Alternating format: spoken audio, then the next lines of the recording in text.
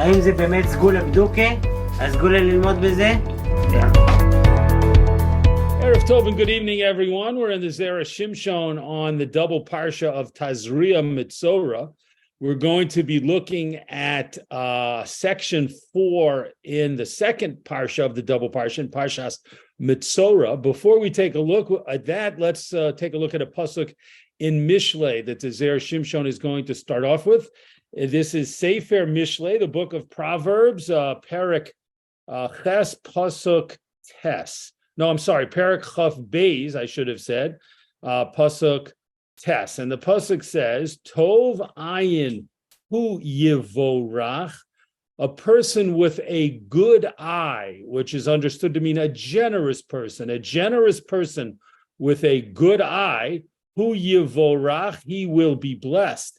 Ki nosan milachmo ladol, because he gives from his bread to the poor. And the Zera Shimshon is going to discuss that pasuk and talk about what a tov ayin is, what does it mean to be a person with a good eye. Let us get right in to section number 4, Ostalid. Perek Zayin de Sota. The Zera Shimshon opens with a quote from the Gemara in Maseches Sota, the 7th chapter of Maseches Sota. Amar Rabbi Yehoshua ben Levi. Rabbi Yehoshua ben Levi said, Ein nosnin kos shel bracha levarech. We do not give the cup of wine, the kos shel bracha, when we're saying birchas hamazon. We don't give it to the person who's going to lead the benching, ella letov ayin, unless that person has a good eye, unless that's a generous person. So that's a qualification to who you give the kos shel bracha, the cup of wine, to the person leading the mezuzah, leading the benching. It has to be a generous person. Shenemar, as the pasuk in Mishlei says, this of course is the pasuk we just looked at. Tov ayin hu yivorach, a person with a good eye, a generous person, he will be blessed. The Gemara comments, al tikre yivorach. Don't read the word only as he will be blessed, Yevorach, Ella Yevorech, but also as he will bless, meaning from the generous person will be blessed, and also he will bless. So that's the source to say that he should be the one leading the blessings, leading the benching, when we recite birchas hamazon on a cup of wine, on a kos shel bracha, ad kan lashono, until here is a quote from the Gemara in Maseches Sota, and we'll see later on the Zera Shimshon is going to return to this same Gemara for other information from that same piece of Gemara. But for right now, he wants to ask a question. Yesh ledaktik. We need to analyze, we need to focus on mahu al tikre. First of all, what need did the Gemara have to use its kind of technique of al tikre? Don't read the pasuk this way, but rather read the pasuk that way. Meaning, why couldn't the Gemara just say simply, you see in this pasuk that it says a generous person will be blessed, hu yivorach, and since the generous person will be blessed, it makes sense for a blessed person to lead the blessings, to lead the benching. Why couldn't the Gemara just be happy with that and be satisfied with that without adding and saying, don't just read it Yevorach, but also read it Yevarech? Why did it need to take that extra step? That's the Zera Shimshon's first question. The Ode, and another question, Lama, why? Now we're continuing to the next page. Lama kara lanosein tzedaka tov ayin.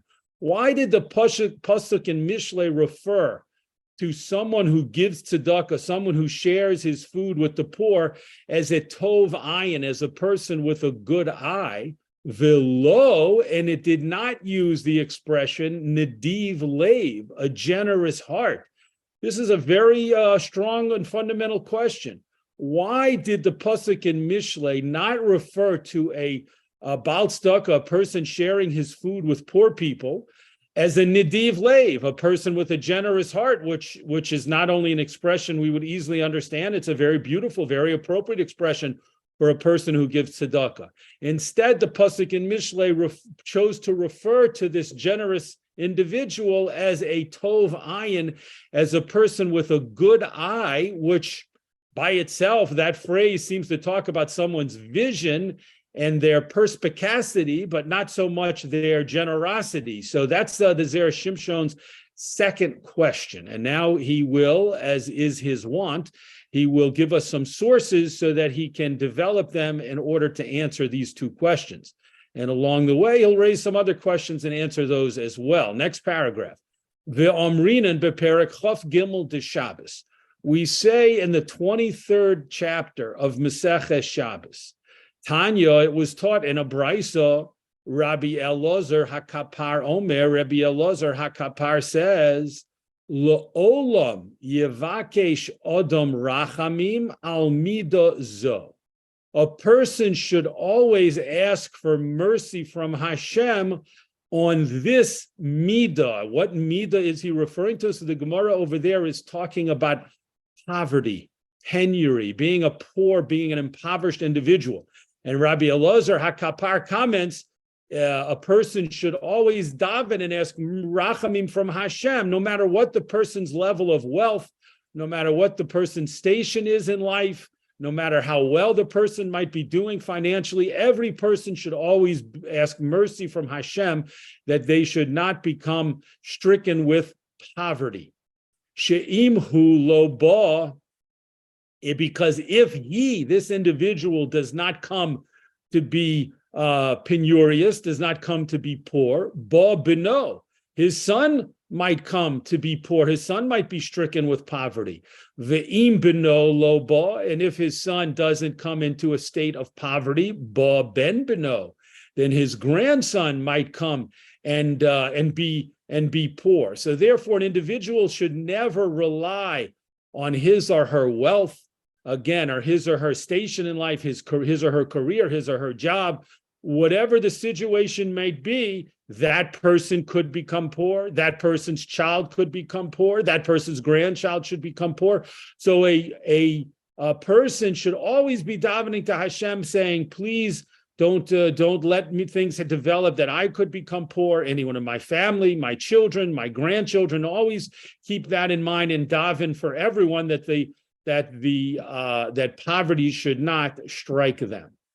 Shenemar, as a pasuk in Devarim says, and here the pasuk is talking about giving tzedakah and giving loans to people, specifically around Shemitah time, when someone might hesitate to give someone a loan because the poor person, to give a poor person a loan, because when Shemitah comes, it will cancel out the debt and you won't be able to collect it. So the Torah, in talking about making sure to lend people money and be charitable at all times, the pasuk says, "Ki biglal hadavar hazeh." It is because of this thing. It is biglal. It is because of this thing of giving charity and helping other people and lending money, even when Shemitah is approaching. It's because of this that Hashem will guard you and protect you. V'sana debei Rabbi Yishmael, and it was taught in the yeshiva Rabbi Yishmael, gal hu shechozer ba'olam. This word biglal, because of, refers to a wheel. Biglal, because of, can also be connected to galgal, a wheel, a circuit, a revolving door, so to speak. Shechozer ba'olam, that comes back into the world repeatedly, meaning poverty is always rotating in and out of the world. So you should make sure to be charitable to others, so that if something happens to you, God forbid, those people, they might also revolve from poverty to wealth, and they will be able to help you. Amar la Rabbi Chia lidivisu, and the Gemara continues with an example of this from Rabbi Chia, from what Rabbi Chia said to his wife. Ki osi anya, when a poor person comes to the door, akdimi le rifta, hurry and precede him there to give him a rifta, a loaf of bread. When you see a poor person coming, don't hesitate, don't delay, run to the door and open it first if you can, before he even gets there, and give the poor individual bread to eat. likadmu levonayich, in order that they should precede your sons when they come to ask for food if they become poor. So you see that Rebbe, the Tana Debei Rebbe Yishmael and also Rebbe Chia have this concept that poverty comes around and around in the world, and it reflects what we said with the opening Gemara in Maseches Sota, that a person should always daven to Hashem, that they shouldn't be struck with poverty, neither them, their family members, their children, their grandchildren, because it's something that can come back and hit a person unexpectedly at any time and in any generation of the family. Ad kan Lashono, until here, Zera Shimshon said as a quote from the Gemara in Maseches Shabbos. Continuing, next paragraph. V'hashta yivo'ar hapasuk. And now that we understand this idea, we can go back and explain the pasuk in Mishlei. Mishen nosein milachmo ladal, someone who gives from his bread, from his food to a poor person. Mibnei ma nosein lo, because of what does he give it to him? Meaning, of course, we understand he's giving it because it's a mitzvah. That's the primary motivation to help a poor person. But why? What other motivation, what other incentives or ideas should the person have in his or her mind? Mipnei sheroeh ma she'osid lios ledoros haboyim. Because the person who helps a poor individual and gives food and shares his food with poor people who are hungry, that person knows what can happen in the future. That person understands the concept of Chazal that the Zera Shimshon has brought from two different Gemaras, that poverty can always strike, God forbid, an individual, a family, the next generation. And because the person knows that and sees what can happen in the future, that person is thinking, let me, of course, share from now I can feed my family and I have extra food to feed poor people. Let me do that, because maybe in the next generation, my children, God forbid, might need to go and request food from people. Or if not that, maybe my grandchildren and so on. Umishum hachi kore le tov ayin, and that's why in the pasuk, the generous person who shares his food is called someone with a good eye. Why is the person referred to as having a good eye? Because they have vision not just for their own lifetime, and they see beyond their present situation and their present wealth, let's say, and they see what can happen in the future. That's a tov ayin. They know what can happen, might happen in the future. They're looking ahead, what might happen for their children or their grandchildren. So they're always davening, as the Gemara said, to Hashem to protect themselves and their future generations from poverty. And they're also always helping poor people to the extent that they're able to, because they know they themselves or a future child or descendant might become poor. And that's tov ayin. That's a generous person who has a good eye to see what might happen in the future. Next paragraph. Umisha mevin tachlis hadovar zeh, and someone who understands this whole concept, like this concept and all of its ramifications in its totality, vadai sheyivakesh rachamim. Such a person will certainly daven to Hashem.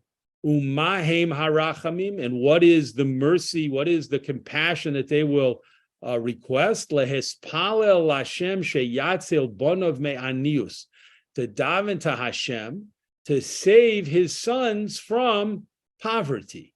Ulevorech osam, and to bless them. Shehakodesh Baruch Hu yatzile mimido zo, that Hashem should save them from this midah, meaning from this experience of poverty. V'im kain, and if so, al tikre yivorach. If so, if that's what we're referring to, if that's what the tov ayin, the individual with good vision for the future, is going to do, now we understand why the Gemara said, don't read the word in the pasuk yivorach, he will be blessed, ela yivarech. This is the person who helps others is not only going to be blessed and rewarded by Hashem for his charitable giving, but this person will constantly be blessing and davening to Hashem, to ask Hashem to bless his family and his future generations. That's what it means, Ela Yivarech. also read the word as he will bless. De'ilote mahachi, because if you don't say this, meaning if the Gemara had not used this phrase about al tikre, don't just read the word as yivorach, he will be blessed, but also read it as yivarech, he will be blessed. If the Gemara, if you don't take that proposal of the Gemara seriously, hayololomar, then the pasuk should have said hu yivorach besof ha-pasuk. It should have used the words he will be blessed at the end of the pasuk, la'achar hamaseh, the chinosan milachmo ledal. After it says he gives from his bread to the poor. So the Zera Shimshon says, if all you're going to do is read the word hu yivorach, he will be blessed, and you're not going to add any other meanings into the pasuk, into that phrase, then the pasuk really should have read, the man who gives from his bread to the poor, hu yivorach, he will be blessed, he will be rewarded. But that's not the only thing the pasuk is trying to convey. Elavadai shemuchrach lomar. But since the pasuk is definitely also trying to talk about the fact that a tov ayin, a person with good vision for the future, will always be davening and requesting rachamim from Hashem, that poverty will not strike him in the future, or his family, or his grandchildren, or his children or grandchildren, or future generations. Muchrach lomar al tikre. That's why the Gemara had to put in the phrase and the expression about don't just read the word yivorach, but read the word yivarech. He will always be blessing and davening to Hashem to bless his children with enough food, and asking Hashem that they should never experience, God forbid, anius, poverty. Next paragraph. Ulefi derech zeh, according to this approach, osi shapir nami kara. Another pasuk in Mishlei also is understood now that we have assimilated all of the information the Zera Shimshon has shared with us. Now we can look at another pasuk and understand it correctly and clearly as well. Here comes the pasuk. Diniv hal lahon ish ra'ayin velo yeda ki cheser yivoenu. Okay, let's translate the pasuk. Niv hal lahon, someone who is crazy or going. Is obsessed lehon for wealth. Ish ra ayin. This is a man with a bad eye, a person who is always focused on their own wealth and amassing more wealth and worried about their amount of money and amount of wealth. That's a man with a ra ayin, with a bad eye. Velo yeda, and he will not know ki cheser yivoenu, that lacking is coming. A person like that, who's so focused on his money, will not be aware of this fundamental teaching of Chazal that the Zera Shimshon has developed for us, that every person, no matter how wealthy, might experience poverty in the future. And if the person is blessed with wealth his or her whole life and never experiences poverty, that's a wonderful thing. But what about the children? What about the grandchildren? What about future generations? Poverty is a galgal, is something that circles around again and again in the world, and it can strike anyone, and it happen to anyone. She'imhu lo ba, because if he doesn't come, if this wealthy individual who's so focused on his wealth doesn't become poor, ba ben beno, then it could happen to his son or his grandchild, as the Zera Shimshon quoted from Chazal previously, top of the next column. V'karei le nivhal lahon. And the pasuk in Mishlei refers to this person as crazy about money or obsessed with wealth. The Amrinan b'Yerushalmi de Shabbos, and this reflects what Chazal say in the Masechah Shabbos of the Talmud Yerushalmi. Quotes the Gemara over there, quotes the pasuk. Ha'azinu kol yoshvei choled.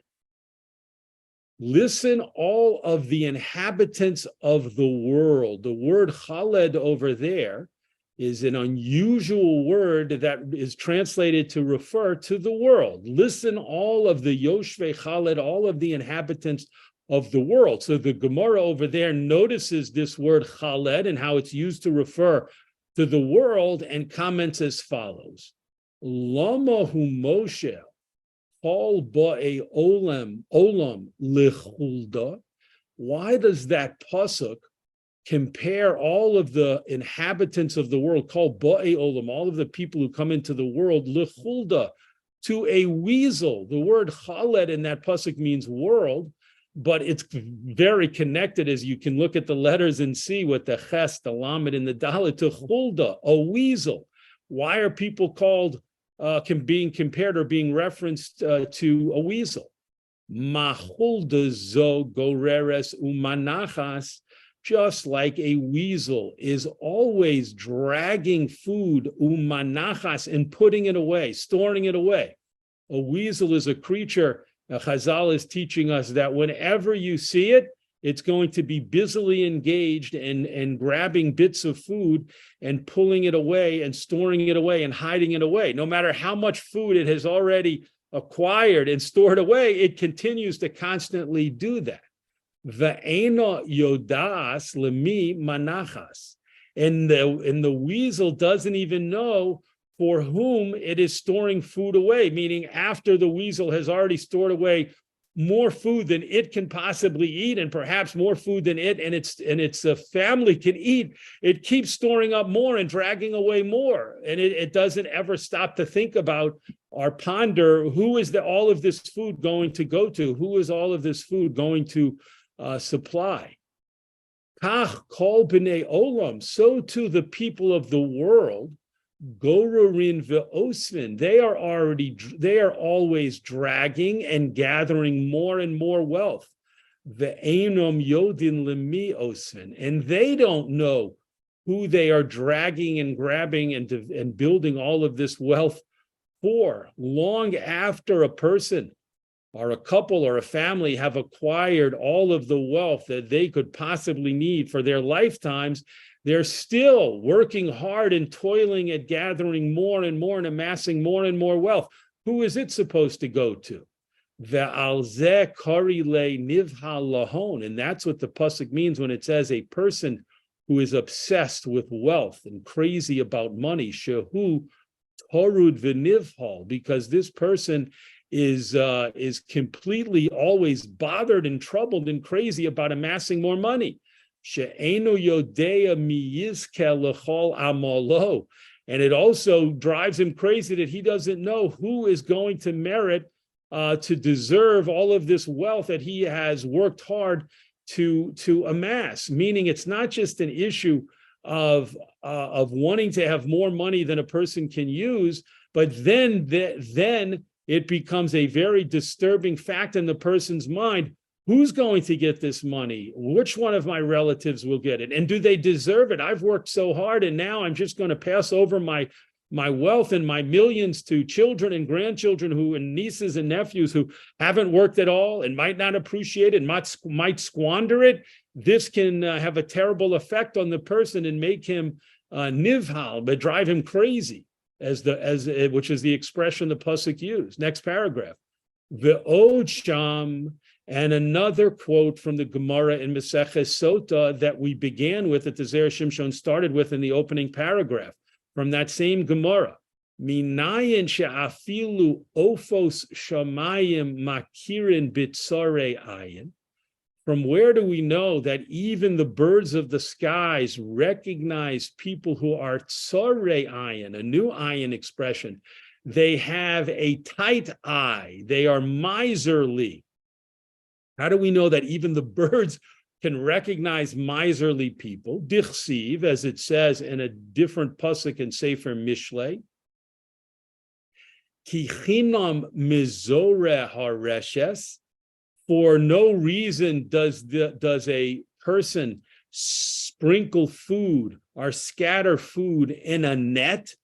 Be'ene kol ba'al kanaf, in the eyes of all of the winged creatures. So this pasuk is referring to a person who is trying to trap birds. So the person spreads out a net and has a string or a rope attached to the net, and then he sprinkles food, little breadcrumbs, let's say, into the area where the net is spread out.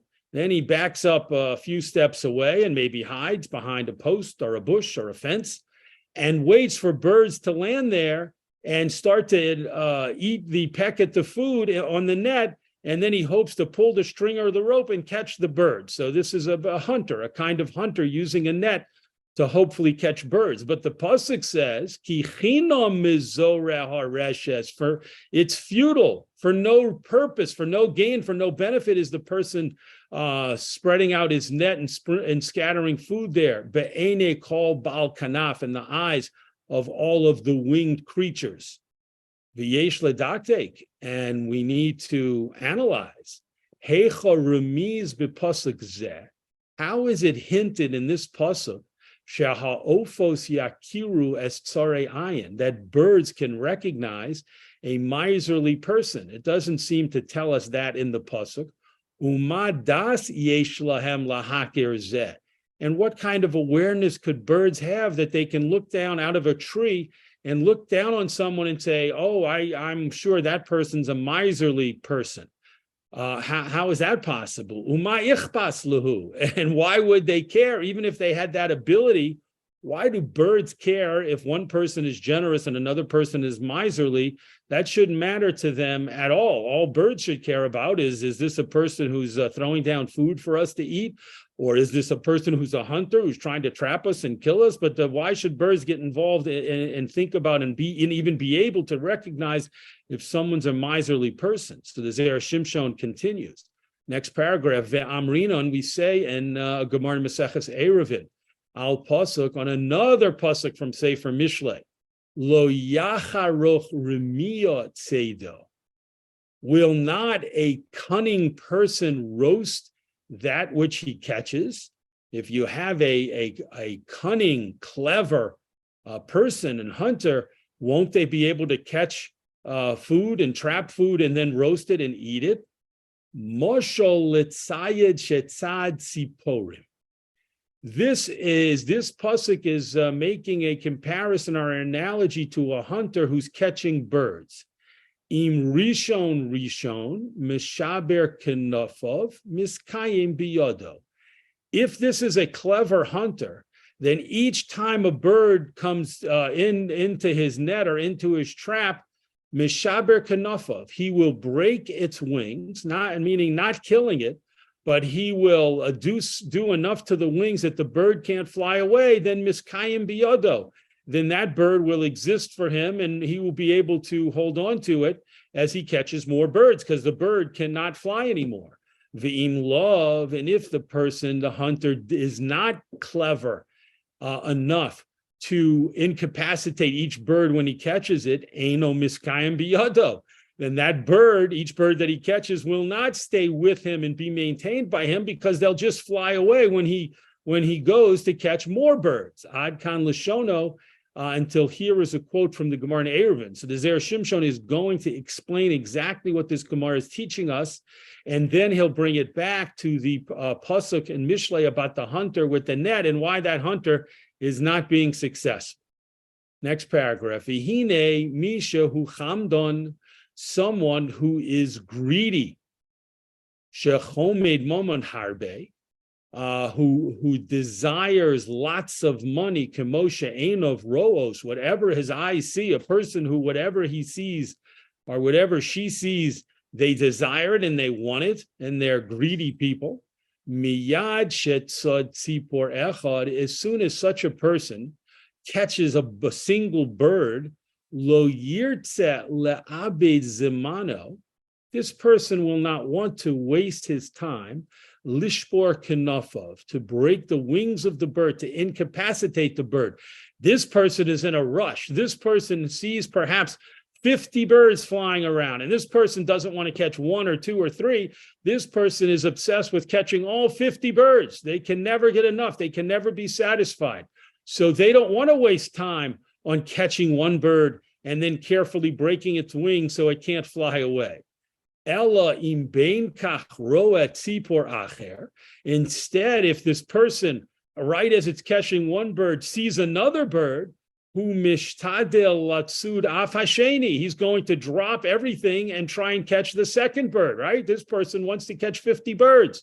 Uvein kach, and while he's doing this, harishon sheyeshlo kenafayim, The first bird that still has functioning wings, who off, it's going to fly v'holech lo, and go on its way. It's going to fly away. So this person who is so focused on catching all of the birds, or so many birds, that they're not taking the time that they should take if they were clever and wise to incapacitate each bird after they catch it, they're going to find that there are no birds left at the end of the day, because every bird they caught, maybe they caught a bird, a second bird, a third bird, a fourth bird, and so on and so on. Every single bird that they turn their attention from to catch another bird is going to fly away, and they're going to be left with nothing. Omnum, however, Misha ein lo chimud, a person who is not greedy, a person who doesn't think like that, umistapek b'ma sheyesh lo, and this person is satisfied with what he has. He's thinking, all I need is one bird today for a meal, or perhaps two or three. I don't need 50 birds. I'm happy with just the birds I need to catch to feed my family. Kevon shetzad harishon, as soon as he catches the first bird, eino chomei latzud yoser mikadei tzarko. He is not desirous and not focused on catching more than he needs.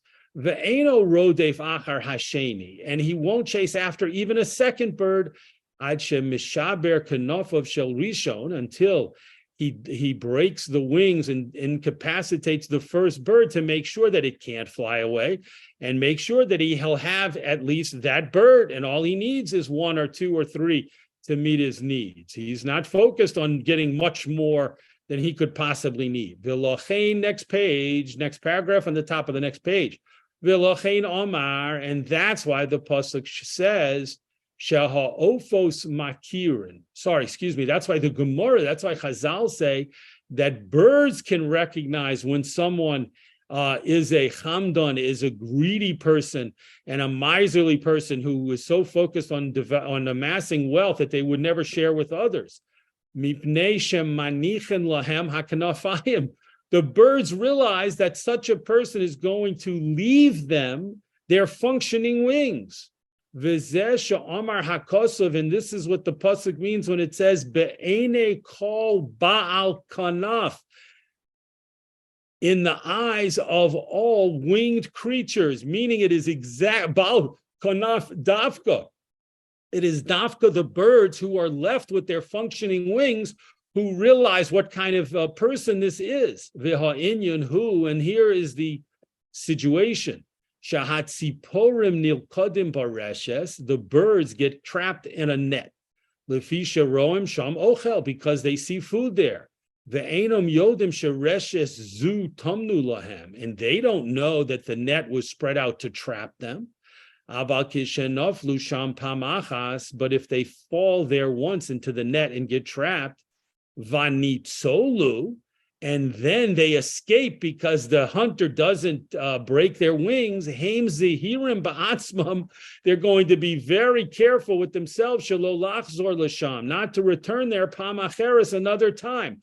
Afal pisha roim sham ochel, even though they see that the food is there. So the Zera Shimshon has gone into some detail and some length to explain to us that even birds can recognize greedy, miserly people, because they experience, they're able to escape from such people. Such people are so greedy, they don't take the time to make sure they have at least one or two or three birds. They need so many birds that they keep allowing birds to escape, and the birds learn their lesson and don't come back to be caught again by these types of hunters.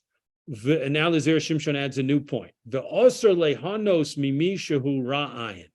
It is forbidden to get benefit from a person who is a miserly person, a ra'ayin, a person of bad eye. Kedichsiv, as a pasuk says, another pasuk in Mishlei, al tilcham es lechem ra'ayin, do not take bread from the bread of a miserly person, a ra'ayin. Ve'al tis'ov lemat amosav, and do not desire, don't have a desire for his delicacies. Don't take the bread of this miserly person, and also don't even desire, don't even think about, so to speak, his treats, his delicacies and delicious food. V'yesh l'daktek, we need to analyze in this pasuk, lama shina haloshon. Why did the pasuk change its language to me'ikara ka'amar al tilcham? In the beginning of the pasuk, it said, don't take the bread from a miserly person. V'hadar amar, and later in the pasuk, at the end of the pasuk, it said, al tisav, don't desire his delicacies, right? The pasuk seems to be talking about two different things. First, it's talking about simple bread and not taking bread from a miserly person. And then it says, don't desire and the delicacies of this person. So what's going on? What is the pasuk teaching us? Next paragraph, last paragraph. Ela lefi shahara ayin. Since this person is a miserly, greedy person, bevadai shelo yitein lecha ki'im dovar kal. Certainly, such a person will not give you anything except a little bit. A miserly, greedy person, you can't expect him to give you a whole meal. You can't expect him to really share his whole meal with you. He's only going to give you a little bit. Tahainu halechem. If you're really lucky, he might share a little bread with you.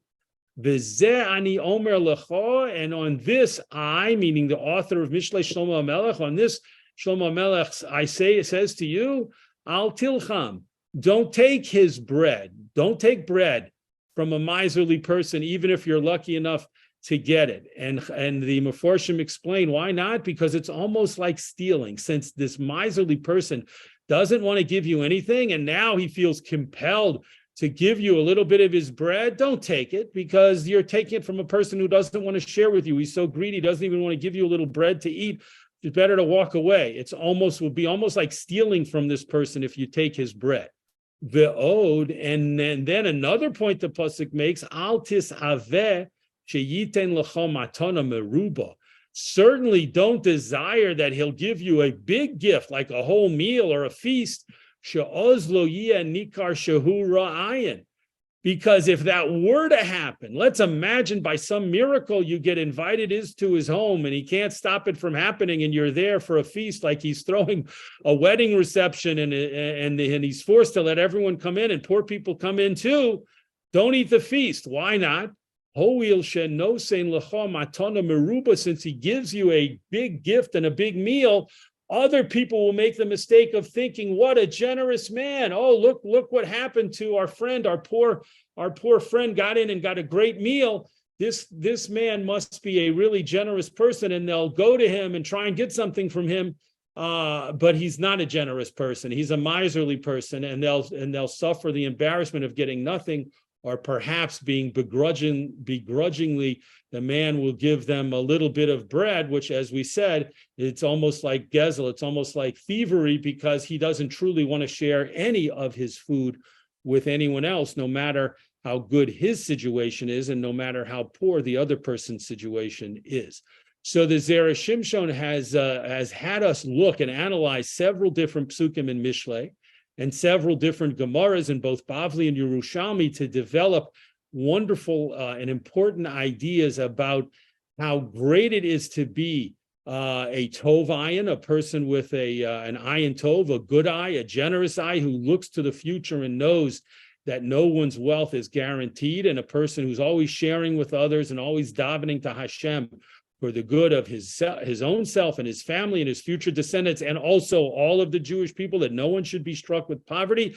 How great that is, and how important it is to try and stay away from miserly, greedy people who don't want to share anything that they have with others. And even the birds flying around can identify miserly people, so certainly we should be able to do so, and we should know how to interact with them in the appropriate Torah way.